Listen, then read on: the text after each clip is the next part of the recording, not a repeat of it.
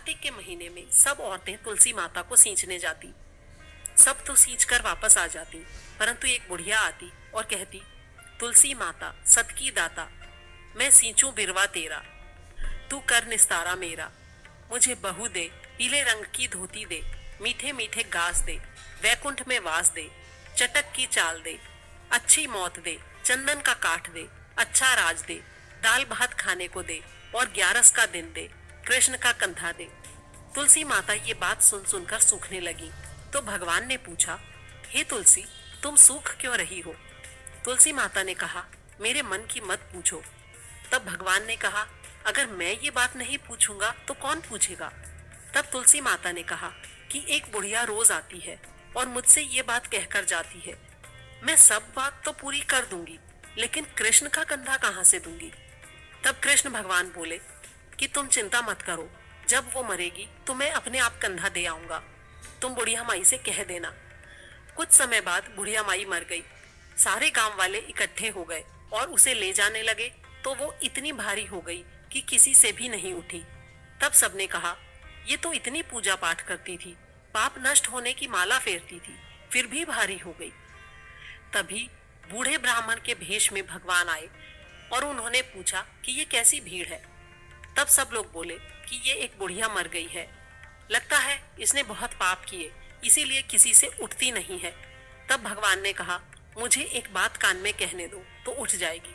भगवान ने उसके कान के पास जाकर कहा, बुढ़िया माई, अपने मन की निकाल ले, पीतांबर की धोती ले, मीठे मीठे गास ले, वैकुंठ का वास ले, चटक की चाल ले, चंदन का काठ ले, झालर की झनकार ले, दाल भात का जीवन ले, कृष्ण का कंधा ले। ये बात सुनते ही बुढ़िया माई हल्की हो गई।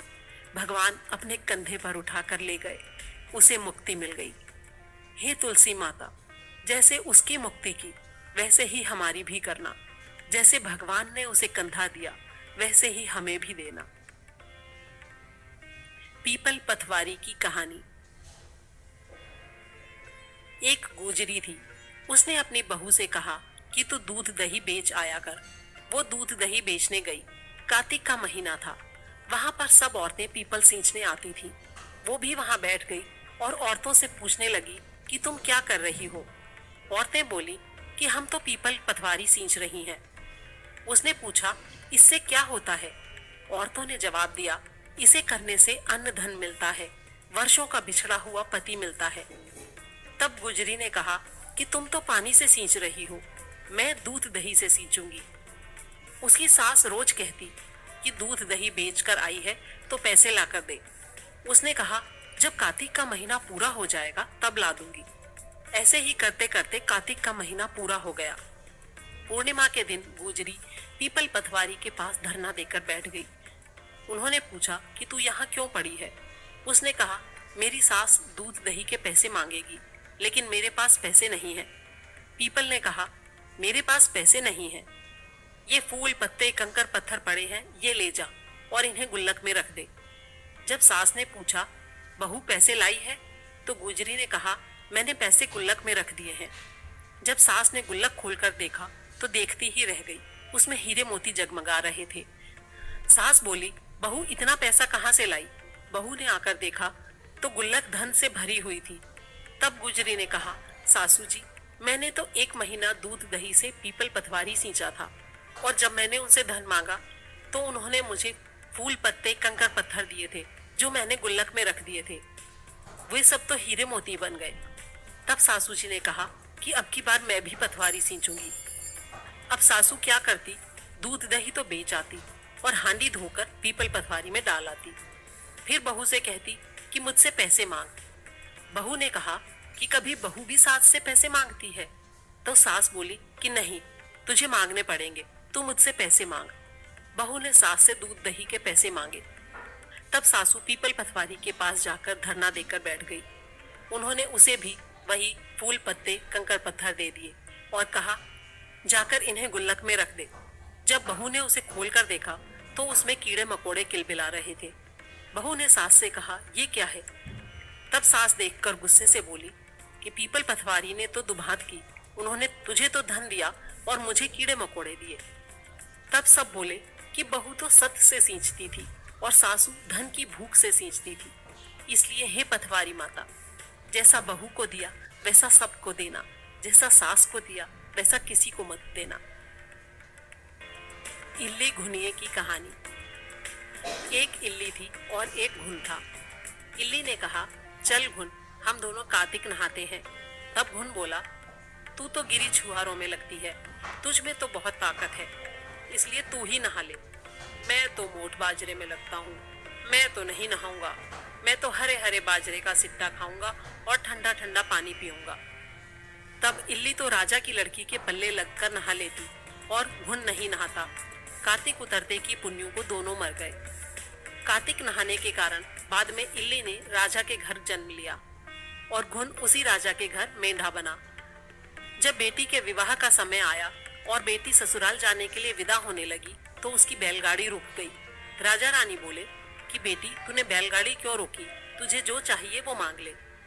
तब लड़की बोली कि मुझे ये मेंढा चाहिए। वो बोले, ये क्या मांगा, तू जितना धन दौलत तुझे चाहिए ले जा, लेकिन ये मेंढा लेकर क्या करेगी। लेकिन वो नहीं मानी और बोली, मुझे तो यही मेंढा चाहिए। तब उन्होंने उसके रथ के पीछे उसे बांध दिया और वो कूदता कूदता रथ के पीछे चला गया। जब रानी महल में जाने लगी तो उसने सीढ़ियों के नीचे मेंढे को बांध दिया। अब जब भी रानी सीढ़ी उतरती तो मेंढा कहता, ओ सुंदरी, मुझे थोड़ा पानी पिला दो। तब रानी कहती, जब मैं तुझे नहाने को कहती थी तो तू कहता था मैं तो बाजरा खाऊंगा और ठंडा ठंडा पानी पीऊंगा। एक दिन रानी की दौरानी जेठानियों ने रानी को ऐसे बात करते देखा तो उन्होंने अपने देवर को सिखा दिया कि तू ये कैसी जादूगरनी रानी लाया है। इंसानों से तो सब लोग बात करते हैं, ये जानवरों से बात करती है। राजा बोला कि मैं कानों से सुनी बात नहीं मानता, अपनी आंखों से देखकर ही मानूंगा। अगले दिन वो छुपकर वहां बैठ गया और उसने देखा रानी जब महल से नीचे उतरी तो मेंढे ने फिर से वही बात बोली और रानी ने भी फिर से वही जवाब दिया। वो अपनी तलवार निकालकर खड़ा हो गया और बोला कि तू इस जानवर से क्या बात कर रही है, सारी बात बता, नहीं तो अभी तुझे तलवार से मार डालूंगा। रानी ने कहा कि औरत का भेद नहीं खोलना चाहिए। तब राजा ने कहा, मैं कुछ नहीं जानता, मुझे तो जो बात है वो पता करनी है। तब रानी ने कहा, पिछले जन्म में मैं तो इल्ली थी और ये घुन था। तब मैंने इसे कहा कि चल घुन, कार्तिक नहाते हैं, तो ये नहाया नहीं, जिससे ये मेंढा बन गया। और मैं राजा की बेटी के पल्ले लगकर नहा लेती थी तो उसके पुण्य से मैंने राजा के घर जन्म लिया। इसलिए हम तो दोनों अपने पिछले जन्म की बात कर रहे थे। ये बात सुनकर राजा ने पूछा, क्या कार्तिक नहाने से इतना फल मिलता है? तब रानी ने कहा, कार्तिक में नहाने के पुण्य से ही मैं आपके घर में राजपाट कर रही हूँ। तब राजा ने कहा कि अगर इसका इतना फल है तो हम दोनों अब जोड़े से नहाएंगे और बहुत दान पुण्य करेंगे, जिससे आगे हमें और ज्यादा सुख मिलेगा। दोनों जने कार्तिक नहाने लगे और राजा के घर में बहुत धन संपत्ति हो गई। हे कार्तिक महाराज, जैसा इल्ली को सुख दिया वैसा सबको देना, जैसा घुन को दिया वैसा किसी को मत देना। लपसी तपसी की कहानी। एक लपसी था, एक तपसी था। तपसी तो भगवान की तपस्या करता था और लपसी सवा सेर की लापसी बनाकर भगवान का भोग लगाता और घंटी बजाकर जीम लेता था। एक दिन दोनों लड़ने लगे। लपसी बोला, मैं बड़ा हूँ, और तपसी बोला कि मैं बड़ा हूँ। तभी वहां नारद जी आए और उनसे पूछने लगे कि तुम क्यों लड़ रहे हो। तब लपसी ने कहा कि मैं बड़ा हूँ और तपसी ने कहा मैं बड़ा हूँ। तपसी बोला, मैं सारे दिन भगवान की पूजा करता हूँ। नारद जी बोले कि मैं तुम्हारा फैसला कर दूंगा। अगले दिन तपसी जब नहाकर वापस आ रहा था तो नारद जी ने 1.25 करोड़ की अंगूठी उसके आगे फेंक दी। उसने आंख खोलकर देखा तो 1.25 करोड़ की अंगूठी पड़ी है। उसने वो अंगूठी उठाकर अपने घुटने के नीचे दबा ली और तपस्या करने लगा। लपसी सुबह उठा, नहाकर 1.25 सेर की लापसी बनाई, भगवान को भोग लगाकर घंटी बजाकर जीमने लगा। इतने में नारद जी आए और दोनों को बिठाया। तब दोनों बोले कि महाराज अब बताइए हम में से कौन बड़ा है। तब तपसी ने फिर कहा कि मैं बड़ा हूँ। नारद जी बोले, तू अपना घुटना उठा। घुटना उठाया तो उसके नीचे से 1.25 करोड़ की अंगूठी निकली। तब नारद जी बोले, तूने ये अंगूठी चुराई है, इसलिए तेरी तपस्या भंग हो गई, इसलिए लपसी बड़ा है। तब तपसी बोला कि महाराज मेरी तपस्या का फल कैसे मिलेगा। तब नारद जी बोले, तेरी तपस्या का फल कार्तिक नहाने वाली देंगी। वो बोला, कार्तिक नहाने वाली कैसे देंगी? तब नारद जी बोले कि सबकी कहानी कहकर तेरी कहानी नहीं कहेंगी तो कार्तिक का फल तुझे मिल जाएगा। धोती देकर अंगोछा नहीं देगी तो उसका फल तुझे मिल जाएगा। सीधा देकर दक्षिणा नहीं दे, ब्राह्मण जिमाकर दक्षिणा नहीं देवे तो उसका फल तुझे हो जाएगा। दीवा चास के हाथ न जोड़े तो उसका फल तुझे मिल जाएगा। दाहिने हाथ से नाड़ा बांधे तो उसका फल तुझे हो जाएगा। इतना कहकर नारद जी चले गए। लपसी बड़ा हो गया। गंगा जमुना की कहानी। एक गंगा थी, एक जमुना थी। दोनों बहनें एक साहूकार के खेत में से जा रही थी तो जमुना जी ने 13 जौ के दाने तोड़ लिए। तब गंगा जी बोली कि बहन, तेरे तो प्रायश्चित लग गया, ये तो चोरी हो गई। तब यमुना बोली कि बहन, अब ये प्रायश्चित कैसे पूरा होगा? तब गंगा ने कहा, 12 वर्ष तक साहूकार के यहाँ नौकरी करेगी, तब तेरा प्रायश्चित पूरा होगा। ये सुनकर जमुना साहूकार के यहाँ गई और बोली, मुझे नौकरी पर रख लो, मैं तुम्हारे सारे काम कर दूंगी, बस 4 काम नहीं करूंगी। एक तो जूठे बर्तन नहीं मांजूंगी, झाड़ू नहीं लगाऊंगी, बिस्तर नहीं बिछाऊंगी और दिया नहीं जलाऊंगी। साहूकार ने उसे रख लिया। 12 वर्ष के बाद कुंभ का मेला आया। तब साहूकार साहूकारनी कुंभ के मेले में जाने लगे तो जमुना ने उनको एक सोने का टका दिया और कहा कि वहां मेरी बहन गंगा मिलेगी, ये उसे दे देना। वो हरी हरी चूड़ियां पहने गोरी सी वहां आगे पसार कर ले लेगी। साहूकार साहूकारनी ने वहां जाकर वो टका गंगा को दे दिया। गंगा ने हाथ पसार कर ले लिया और बोली, मेरी बहन जमुना से कहना कि उसके 12 वर्ष पूरे हो गए, इसलिए अब वो वापस आ जाए। जब साहूकार साहूकारनी वापस घर आए तब जमुना मटके में पानी भर रही थी। उन्होंने जमुना से कहा कि हमने तेरी बहन को सोने का टका दे दिया और उसने कहा कि अब तेरे 12 वर्ष पूरे हो गए, इसलिए अब तू वापस आ जा। इतना सुनते ही जमुना जी वहां से सहस्त्र धारा होकर बहने लगी। तब साहूकार साहूकारनी दोनों सर पकड़कर बैठ गए और बोले कि अब ये हमारा प्रायश्चित कैसे उतरेगा? जमुना माता ने हमारे घर इतने दिन काम किया, हम ये पाप कैसे उतारेंगे? जब जमुना जी गंगा माता के पास गई तो उन्होंने जमुना जी से पूछा कि तू साहूकार साहूकारनी को धीरज बंधाकर आई है या नहीं? तो वो बोली कि मैं तो कुछ भी नहीं कहकर आई। तब गंगा जी बोली कि उनके पास जा और उन्हें धीरज बंधा कर आ, नहीं तो उन्हें संतोष कैसे होगा? तब जमुना जी ने साहूकार साहूकारनी को सपने में दर्शन दिए और बोली कि उठो, मैं जमुना जी हूँ, तुम ऐसे सर पकड़कर क्यों बैठे हो? उठकर खाओ पियो। वो बोले, हम कैसे उठें? हमारे सर पर इतना बड़ा पाप लग गया है, हमने आपसे ऊंचा नीचा सारा काम करवाया। तब जमुना जी बोली कि तुम्हारे सर पर कोई पाप नहीं लगा, मैं तो अपना पाप उतारने आई थी। मैं तुम्हारे खेत से जा रही थी और मैंने जौ के 12 दाने तोड़ लिए थे, इसलिए मुझे उसका प्रायश्चित करना था, जिसलिए मैं तुम्हारे घर में काम कर रही थी। अब मेरे 12 साल पूरे हो गए, इसलिए मैं वापस आ गई। अब तुम्हारी मुक्ति हो जाएगी। जब साहूकार साहूकारनी ने उठकर देखा तो उनका घर धन से भरा था। हे गंगा माता, हे जमुना माता, जैसे आपने साहूकार साहूकारनी को दर्शन दिए और उनकी मुक्ति कराई, वैसे हमारी भी करना और सारे परिवार की करना। कहते सुनते की सबकी करना।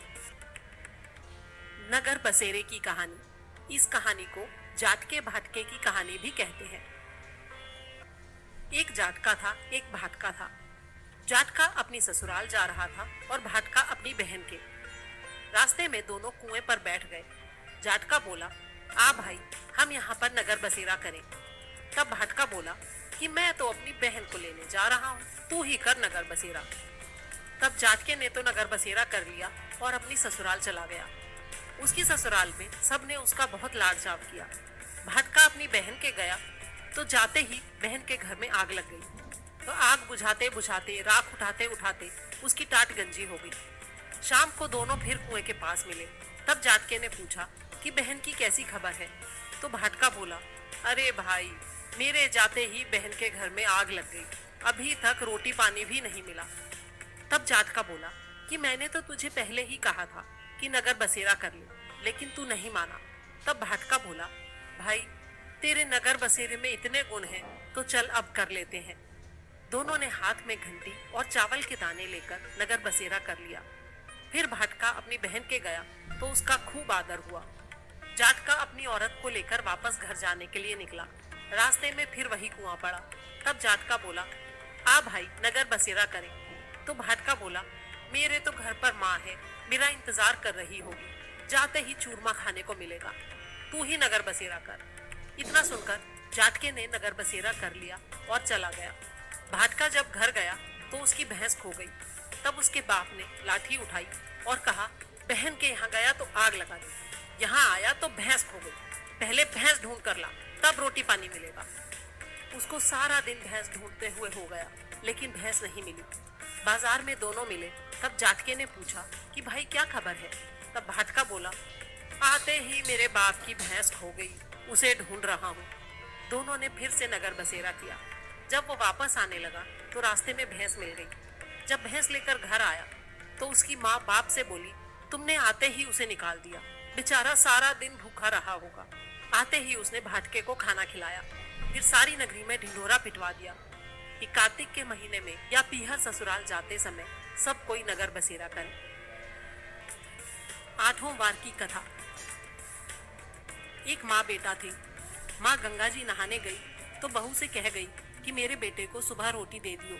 उसने कहा, अच्छा दे दूंगी। सुबह बेटा बोला, माँ माँ रोटी दे।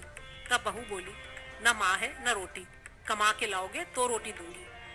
बेटा बोला, मुझे तो कमाना नहीं आता, लेकिन बहू नहीं मानी। तब बेटा बोला, अच्छा 4 रोटी और आम का अचार दे दे। बहू ने बनाकर दे दिया। वो रोटी लेकर कुएं की पाल पर उदास होकर बैठ गया और सोचने लगा कि मैं तो कमाना जानता नहीं, अब क्या करूं। भगवान ब्राह्मण का वेश बनाकर वहां आए और बोले, तुम ऐसे उदास क्यों बैठे हो। वो बोला, मेरी पत्नी ने कहा है कि कमा कर लाओगे तो रोटी मिलेगी, लेकिन मुझे कमाना नहीं आता। तब भगवान बोले, भैया कमाना तो मैं भी नहीं जानता, लेकिन मैं 8 वारों का नेम जानता हूँ, जिससे तुम्हारे अटूट भंडार हो जाएंगे। चावल के दाने और पानी की घंटी ले लो, ढके बर्तनों को उघाड़ो, उल्टों को सीधा करो। इतना कहकर ब्राह्मण ने कहानी कही, उसने सुनी।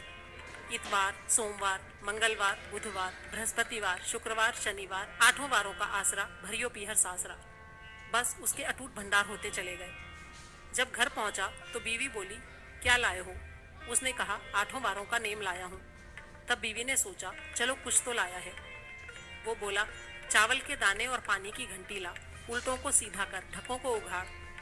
फिर उसने कहानी कही, बीवी ने सुनी। इतवार, सोमवार, मंगलवार, बुधवार, बृहस्पतिवार, शुक्रवार, शनिवार, 8 वारों का आसरा, भरियो पीहर सासरा। कुछ दिन बाद वो बहू से बोला, मैं बेटी के जा रहा हूँ।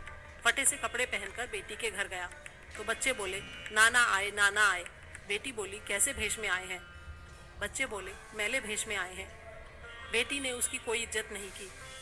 उसने बेटी से कहा, बेटी मेरी 8 वारों की कहानी सुन ले। बेटी बोली, बापूजी मेरा तो मुंह जूठा है। तब उसके पिता भूखे ही सो गए। अगले दिन बेटी को तरस आया, बोली, लाओ बापूजी कहानी सुनाओ। तब बाप ने कहा, चावल के दाने लाओ, पानी की घंटी लाओ, ढकों को उघाड़ो, उल्टों को सीधा करो। तब पिता ने कहानी कही, बेटी ने सुनी। इतवार, सोमवार, मंगलवार, बुधवार, बृहस्पतिवार, शुक्रवार, शनिवार, 8 वारों का आसरा, भरियो पीहर सासरा।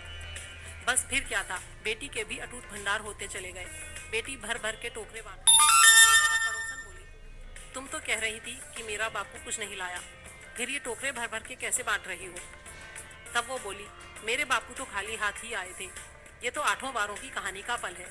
तब पड़ोसन बोली कि अपने बापू से ऐसी कहानी हमें भी सुनवा दो। उसने बाप से कहा तो वो बोला, आज तो मेरा मुंह जूठा है, कल सुना दूंगा। अगले दिन उसके बाप ने पड़ोसन को भी 8 वारों की कहानी सुनाई। उसके भी खूब अटूट भंडार हो गए।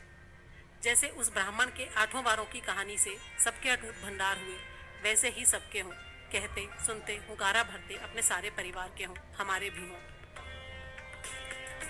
नितनेम की कहानी। एक छोटी सी लड़की नितनेम की पूजा करती थी। एक दिन उसकी भाभी बोली, काम की ना धाम की, सारे दिन नितनेम करती रहती है। तब लड़की एक टांग पर खड़ी होकर बोली, हे नितनेम बाबा, अगर मैं सच्चे मन से तुम्हारा ध्यान करती हूँ तो सोने की मूर्ति बनकर आले में विराजमान हो जाओ। भगवान का सिंहासन डोल गया। छोटी सी लड़की तप कर रही है। नितनेम बाबा सोने की मूर्ति बनकर आले में विराजमान हो गए। जब लड़की ने आंखें खोली तो देखा सोने की मूर्ति बनकर आले में रखी है। उसने आवाज लगाकर कहा, भाभी देख लो, माँ देख लो, यही है मेरे नितनेम बाबा। अब माँ और भाभी भी दोनों नितनेम बाबा का ध्यान करने लगी। हे नितनेम बाबा, जैसे उस छोटी लड़की का सद रखा वैसे सबका रखना, कहते सुनते हुकारा भरते अपने सारे परिवार का रखना, हमारा भी रखना। कार्तिक की कहानी। एक बुढ़िया माई कार्तिक का व्रत रखा करती थी। कृष्ण भगवान रोज उसके लिए खिचड़ी का कटोरा रख जाते और बुढ़िया व्रत खोल लेती। उसकी पड़ोसने ये देखकर जलती थी कि इसका कोई नहीं है, फिर भी इसे रोज खिचड़ी खाने के लिए मिल जाती है। एक दिन बुढ़िया कार्तिक नहाने गंगा जी गई थी। भगवान आए और खिचड़ी का बेला मकान में रख गए। पड़ोसन ने खिचड़ी का बेला उठाकर मकान के पिछवाड़े में फेंक दिया। बुढ़िया आई तो उसे खिचड़ी का बेला कहीं नहीं मिला। वो भूखी रही और कहने लगी, कहाँ गई मेरी खिचड़ी, कहाँ गया मेरा बेला। पिछवाड़े में उस खिचड़ी के 2 फूल बन गए। राजा आया और उन फूलों को तोड़कर ले गया। रानी ने जब वो फूल सूंघे तो उसे गर्भ रह गया। राजा रानी के कोई संतान नहीं थी। उन फूलों को सूंघने से रानी के 2 लड़के हुए। धीरे धीरे लड़के बड़े होने लगे, पर वो दोनों किसी से बोलते नहीं थे। जब वो दोनों शिकार खेलने जाते तो रास्ते में बुढ़िया मिलती। बुढ़िया कहती, कहाँ गई मेरी खिचड़ी, कहाँ गया मेरा बेला।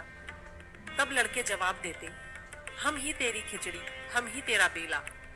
जब भी लड़के शिकार खेलने जाते और बुढ़िया ये कहती तो लड़के वही जवाब देते। जब राजा को ये बात पता चली तो उसने बुढ़िया को बुलाया और कहा कि ये दोनों लड़के हमसे तो बोलते नहीं, तुझसे कैसे बोलते हैं। बुढ़िया ने कहा, मुझे इस बात का नहीं पता, लेकिन मैं कार्तिक का व्रत करती थी तो कृष्ण भगवान रोज मुझे खिचड़ी देकर जाते थे। एक दिन मुझे खिचड़ी नहीं मिली। जब मैं कहने लगी कि कहाँ गई मेरी खिचड़ी, कहाँ गया मेरा बेला, तब लड़के बोले कि तुम्हारी पड़ोसन ने खिचड़ी फेंक दी थी तो उसके फूल बन गए। फूल राजा तोड़कर ले गया, उससे हम लड़के हो गए। हमें तो भगवान ने इस बुढ़िया के लिए ही भेजा है। तब राजा ने बुढ़िया को अपने महल में ही रख लिया। हे कार्तिक के राय दामोदर, जैसे आपने उस बुढ़िया को दिया वैसे सबको देना, कहते सुनते हुकारा भरते अपने पूरे परिवार को देना, हमें भी देना। तारा भोजन की कथा। एक राजा की लड़की तारा भोजन करती थी। उसने अपने पिताजी से कहा, पिताजी मुझे 9 लाख तारे बनवा दो, मैं दान करूंगी। राजा ने सुनार को बुलाया और बोला, मेरी बेटी तारा भोजन करती है, तुम 9 लाख सोने के तारे बना दो। ये बात सुनकर सुनार सूखने लगा। तब उसकी पत्नी ने पूछा कि तुम इतने उदास क्यों हो। उसने कहा, राजा ने 9 लाख तारे बनाने के लिए कहा है, लेकिन मैं कैसे बनाऊं, मुझे तारे बनाने नहीं आते। राजा अगर नाराज हो गया तो मुझे कोल्हू में पिलवा देगा। तब सुनारी ने कहा, इसमें परेशान होने की क्या बात है, गोल सा पतरा काट के उसकी कलियां काट देना, राजा ले जाएगा। सुनार ने ऐसा ही किया। राजा तारे ले गया। राजा की लड़की ने 9 लाख तारे और बहुत सा दान दिया। भगवान का सिंहासन डोलने लगा। उन्होंने कहा, कौन इतना नेम व्रत कर रहा है। 3 कूट देखा तो कोई नहीं था। चौथे कूट देखा तो राजा की लड़की तारा भोजन कर रही है। भगवान ने कहा, उसे ले आओ, उसने व्रत किए हैं। भगवान के दूतों ने कहा, चलो तुम्हें भगवान ने बुलाया है। उसने कहा, मैं ऐसे नहीं जाऊंगी, मैं तो सारी प्रजा को, उस सुनार को जिसने मेरे लिए तारे बनाए, जिसने कहानी सुनी, सबको लेकर जाऊंगी। तब दूत बड़ा विमान लेकर आए और बोले, चलो। वो बोली, हाँ अब मैं चलूंगी। जब सब विमान में बैठकर जाने लगे तो रास्ते में उसे अभिमान हो गया, मैं तारा भोजन व्रत नहीं करती तो सबको स्वर्ग कैसे मिलता। ये देखकर दूत ने उसे विमान से नीचे उतार दिया कि तुम्हें अभिमान हो गया है, इसलिए तुम स्वर्ग नहीं जा सकती। दूत जब भगवान के पास पहुंचे तो भगवान ने कहा, इन सब में तारा भोजन करने वाली कौन सी है। वे बोले, प्रभु उसने अभिमान किया इसलिए हम उसे छोड़ आए। भगवान बोले, नहीं नहीं, उसे लेकर आओ, लड़की ने 7 बार क्षमा मांग ली है। हे भगवान, जैसे राजा की लड़की को स्वर्ग दिया वैसे सबको देना, कहते सुनते हुकारा भरते अपने सारे परिवार को देना, हमें भी देना। धर्मराज की कहानी। एक बुढ़िया माई थी, वो बहुत व्रत नियम रखती थी। एक दिन भगवान के घर से यमदूत उसे लेने के लिए आए। बुढ़िया माई यमदूत के साथ चल पड़ी। आगे गहरी नदी बह रही थी। बुढ़िया माई डूबने लगी। तब यमराज ने पूछा, माई गाय दान की हुई है क्या? तब बुढ़िया माई ने मन ही मन गाय माता का ध्यान किया तो गाय माता वहां हाजिर हो गई। गाय की पूंछ पकड़कर बुढ़िया माई नदी पार हो गई। थोड़ा आगे गए तो काले कुत्ते उसे खाने को दौड़े। तब यमराज ने पूछा, कुत्ते को रोटी दी है क्या? तब बुढ़िया माई ने मन में कुत्ते का ध्यान किया तो कुत्ते वापस चले गए। आगे चली तो काले कौए बुढ़िया माई को चोंच मारने लगे। तब यमराज जी ने कहा कि ब्राह्मण की बेटी को सिर में तेल लगाने को दिया है कि नहीं। बुढ़िया माई ने ब्राह्मण की बेटी को याद किया तो कौए ने चोंच मारना छोड़ दिया। आगे गई तो पैरों में कांटे चुभने लगे। तब यमराज जी ने कहा, चप्पल दान की है क्या? बुढ़िया माई ने याद किया तो चप्पल पैरों में आ गई। आगे चली तो चित्रगुप्त जी ने यमराज से कहा, आप किसको ले आए हो? तब यमराज जी ने कहा कि बुढ़िया माई ने दान पुण्य तो बहुत किया है लेकिन धर्मराज जी का कुछ नहीं किया, इसलिए आगे के द्वार बंद है। तब बुढ़िया माई बोली कि मुझे 7 दिनों के लिए धरती पर वापस जाने की आज्ञा दे दो। 7 दिन तक कहानी सुनकर उद्यापन करने के बाद मैं वापस आ जाऊंगी। बुढ़िया माई वापस धरती पर आ गई। पूरे गांव में खबर फैल गई कि बुढ़िया माई भूतनी का रूप लेकर वापस आ गई है। जब वो अपने घर गई तो बेटे बहू ने भूतनी समझकर घर के किवाड़ बंद कर दिए। तब उसने बेटे बहू से कहा कि मैं भूतनी नहीं हूँ, मैं तो धर्मराज जी के कहने पर वापस आई हूँ। मैं हर दिन धर्मराज जी की कहानी सुनकर उद्यापन करके वापस परलोक चली जाऊंगी। ये सुनकर बेटे ने उद्यापन की पूजा की सारी सामग्री इकट्ठी कर दी, लेकिन कहानी का हुंकारा नहीं भरा। तब बुढ़िया माई पड़ोसन के पास गई और उसे कहानी सुनने को कहा। पड़ोसन ने कहानी सुनी और हुंकारा भर दिया। बुढ़िया माई ने 7 दिनों के बाद कहानी सुनकर उद्यापन कर दिया और सारा सामान दान कर दिया। धर्मराज जी ने बुढ़िया माई के लिए धरती पर विमान भेजा। विमान देखकर सभी गांव वाले स्वर्ग जाने के लिए तैयार हो गए। तब बुढ़िया माई बोली कि मेरी कहानी तो सिर्फ पड़ोसन ने सुनी है। सारे गांव वालों ने बुढ़िया माई के पैर पकड़ लिए और उससे धर्मराज जी की कहानी सुनाने के लिए कहा। कहानी सुनने के बाद सभी विमान में बैठकर स्वर्ग पहुंच गए। तब धर्मराज जी बोले, मैंने तो सिर्फ बुढ़िया माई के लिए विमान भेजा था, यहाँ तो पूरे गांव वाले इकट्ठे हो गए। तब बुढ़िया माई ने कहा कि मेरी कहानी इन सब ने भी सुनी है, इसलिए आधा पुण्य इनको भी दे दो। तब धर्मराज जी ने सारे गांव वालों को स्वर्ग में वास दिया। हे धर्मराज जी महाराज, जैसे बुढ़िया माई को स्वर्ग में वास दिया वैसे सभी को देना। कहते सुनते हुकारा भरते सारे परिवार को देना, हमें भी देना। लक्ष्मी जी की कहानी। एक साहूकार की बेटी थी। वो हर रोज पीपल सींचने जाती थी। पीपल में से लक्ष्मी जी निकलती और कहती कि मेरी सहेली बन जा। एक दिन लड़की ने कहा, मैं अपने पिताजी से पूछकर कल बताऊंगी। घर जाकर उसने पिता को सारी बात कही तो पिताजी बोले, वो तो लक्ष्मी जी हैं, हमें और क्या चाहिए, सहेली बन जा। दूसरे दिन लड़की जब फिर गई तो लक्ष्मी जी निकलकर बोली कि मेरी सहेली बन जा। तो लड़की ने कहा, ठीक है, बन जाऊंगी। दोनों सहेली बन गई। लक्ष्मी जी ने उसे अपने घर खाने पर आने के लिए न्योता दिया। घर आकर लड़की ने बाप से कहा कि मेरी सहेली ने मुझे खाने का न्योता दिया है। तब बाप बोला, सहेली के जीमने जाइयो, अपना घर संभाल कर जाइयो, लेकिन कोई बात नहीं, चली जा। जब वो लक्ष्मी जी के यहाँ जीमने गई तो लक्ष्मी जी ने उसे शाल दुशाले ओढ़ने के लिए दिए, परखने के लिए रुपए दिए, सोने की चौकी, सोने की थाली में 36 प्रकार का भोजन कराया। जब वो जीम कर जाने लगी तो लक्ष्मी जी ने उसका पल्ला पकड़ लिया और बोली, सखी, मैं भी तेरे घर जीमने आऊंगी। उसने कहा, ठीक है, आ जाना। घर आकर वो उदास होकर बैठ गई। तब उसके बाप ने पूछा, बेटी, लक्ष्मी जी के यहाँ तो जीम कर आई है और उदास क्यों बैठी है? तो उसने कहा, पिताजी, लक्ष्मी जी ने मुझे इतना सब कुछ दिया, इतनी तरह का भोजन कराया, लेकिन मैं उन्हें कैसे जिमाऊंगी? हमारे घर में तो कुछ भी नहीं है। तब बाप ने कहा, कोई बात नहीं, जैसा हमारे पास होगा हम वैसे ही कर देंगे। तू ऐसा करियो, गोबर मिट्टी से चौका देकर सफाई कर लियो, फिर 4 मुंह वाला दिया जलाकर लक्ष्मी जी का नाम लेकर रसोई में बैठ जाइयो और अपने पास एक लड्डू रख लियो। लड़की ने वैसा ही किया। उसी समय वहां की रानी अपने महल में नहा रही थी। एक चील उसका 9 लखा हार उठाकर ले गई। लड़की के पास रखा लड्डू देखकर वो लड्डू तो उठाकर ले गई और हार वहीं छोड़ गई। लड़की हार को तोड़कर उसका एक टुकड़ा लेकर बाजार में गई और दुकानदार को बोली कि मुझे सब सामान दे दो। तब सुनार ने पूछा कि क्या क्या चाहिए। उसने कहा, सोने की चौकी दो, सोने का थाल दो, शॉल दुशाले दो, मोहर दो, और 36 प्रकार का भोजन बन जाए, इतनी सामग्री दो। दुकानदार ने उसे सारी चीजें दे दी। घर आकर उसने बहुत सी तैयारी की और बहुत सा भोजन बनाया। फिर गणेश जी से कहा कि लक्ष्मी जी को बुलाओ। तब आगे आगे गणेश जी और पीछे पीछे लक्ष्मी जी आई। उसने चौकी रख दी और कहा, सखी चौकी पर बैठो। तब लक्ष्मी जी ने कहा, चौकी पर तो राजा रानी के भी नहीं बैठी, किसी के यहाँ भी नहीं बैठी। तब सहेली ने कहा, मेरे यहाँ तो बैठना पड़ेगा। मेरे माँ बाप, भाई भतीजे, मेरे पोते बहुएं क्या जानेंगे, मेरे अड़ोसी पड़ोसी क्या जानेंगे कि मैं लक्ष्मी जी की सहेली बनी थी। 28 पीढ़ियों तक यहीं रहना पड़ेगा। तब लक्ष्मी जी उसकी चौकी पर बैठ गई। तब उसने उनकी बहुत खातिर की। जैसे लक्ष्मी जी ने उसे जिमाया था वैसे ही उसने जिमाया। तब लक्ष्मी जी उस पर खुश हो गई और उसके घर में अन्न धन का भंडार हो गया। तब साहूकार की बेटी ने कहा कि मैं बाहर जाकर आती हूँ, जब तक मैं आऊँ नहीं तब तक तुम यहीं रहना।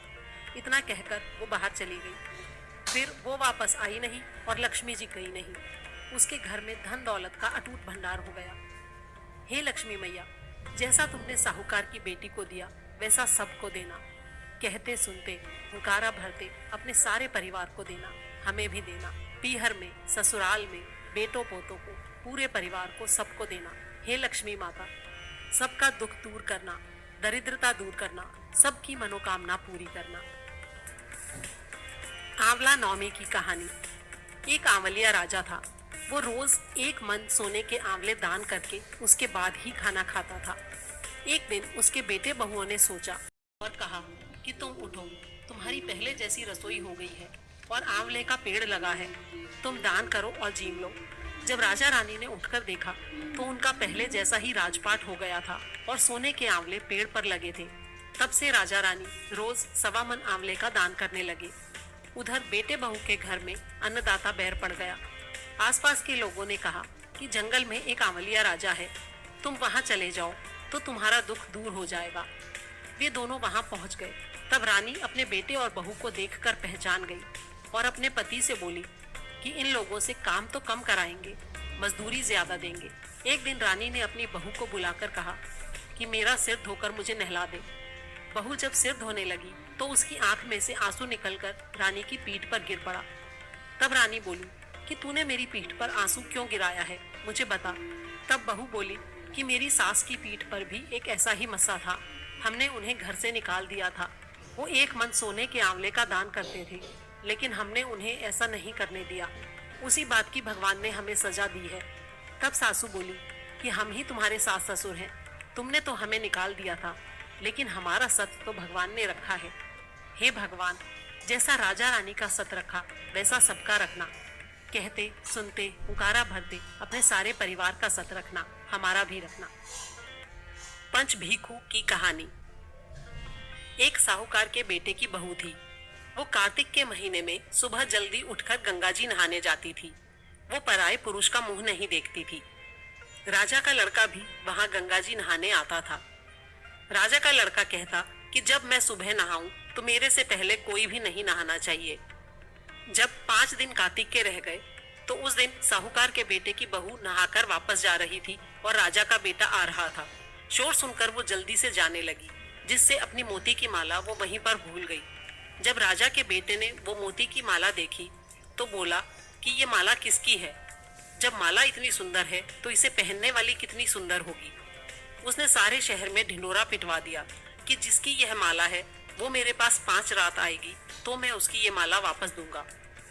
साहूकार के बेटे की बहू ने कहलवा दिया कि मैं 5 दिन आऊंगी, लेकिन किसी को साख भरने के लिए बैठा देना। राजा ने साख भरने के लिए एक तोते को वहां पिंजरे में टांग दिया।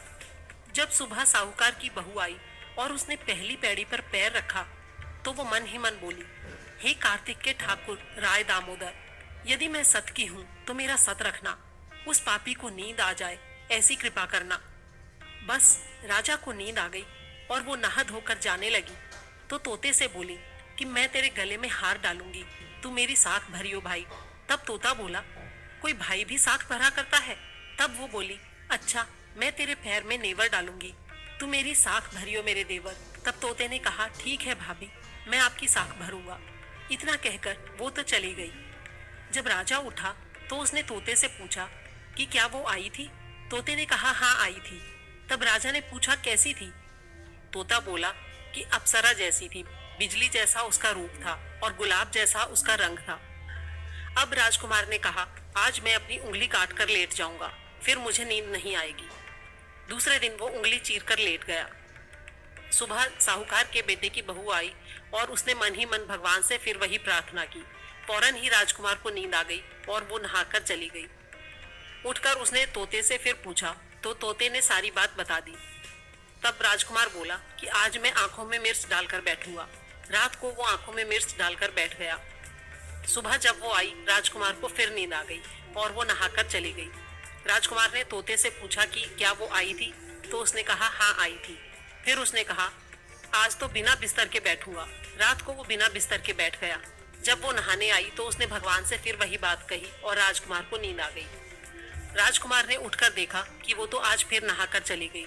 तब वो बोला कि आज तो मैं आग की अंगीठी जलाकर बैठूंगा, जिससे नींद नहीं आएगी।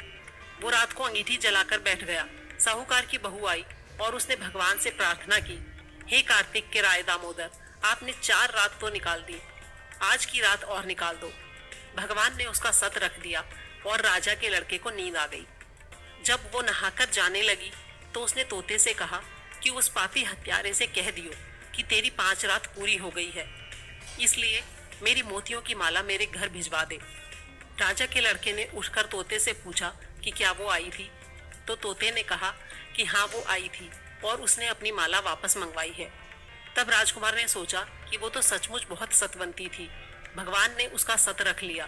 थोड़े दिन बाद राजकुमार के पूरे शरीर में कोढ़ निकल आया और वो तड़पने लगा। राजा ने ब्राह्मण को बुलाकर पूछा कि मेरे बेटे का शरीर क्यों जल रहा है। तब ब्राह्मण ने कहा कि इसने किसी पतिव्रता स्त्री पर बुरी नजर डाली है, इसलिए इसे ये रोग हुआ है। तब राजा ने पूछा कि अब ये ठीक कैसे होगा। ब्राह्मण ने कहा उस साहूकार की बहू को अपनी धर्म की बहन बनाए और उसके नहाए हुए पानी से नहाए तो इसका कोढ़ ठीक हो जाएगा। राजा उसकी माला लेकर घर गया और साहूकार से बोला कि ये माला आपकी बहू की है, इसे वापस ले लो और उसके नहाए हुए जल से मेरे बेटे को नहला दो। तब साहूकार ने कहा कि वो तो किसी पराये पुरुष का मुंह भी नहीं देखती।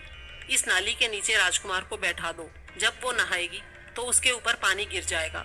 राजकुमार नाली के नीचे बैठ गया और जब वो उसके नहाए हुए पानी से नहाया तो उसकी काया फिर से चंदन जैसी हो गई।